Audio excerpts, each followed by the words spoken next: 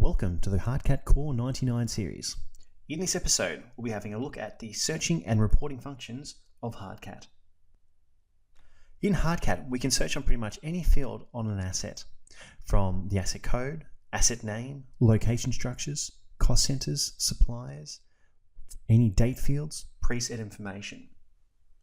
When we search on fields, we have the ability not just to search on the field itself as an exact value, we have other criteria which we can search against.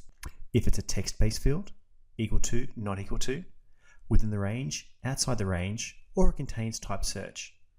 For example, if we want to find all assets where the serial number contains just the number 3, we can select contains the text and contains 3. Then to apply that search, we can either press enter or press the apply button. So this has now given us 29 results where a serial number for an asset contains a number 3. As we can see here in our serial number column on our grid, number 3, number 3, number 3, number 3, so on and so forth. So not only can we search against text-based fields, we can also search against structure and other entities associated to an asset. For example, I may want to search against the asset type and only want to find desktop PCs. So in this instance, we can search either against asset type name or search on asset type code. In this instance, I'm going to search on asset type name is going to equal and choose computer equipment, desktop PCs.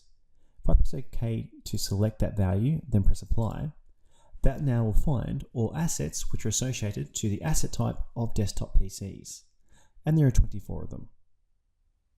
Alternatively, we can also search against the same field multiple times. For example, if I want to find all assets in 3 separate locations, we can use the match on any one or more of the following, because this is an and or type of search. So I want to find on 3 separate locations, I can add in the location name 3 times. If I want to first of all find all assets in the Richmond factory, and also the Melbourne CBD,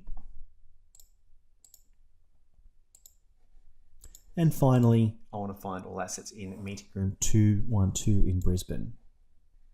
Press OK. And now if I press apply, they'll then find all assets in those 3 locations.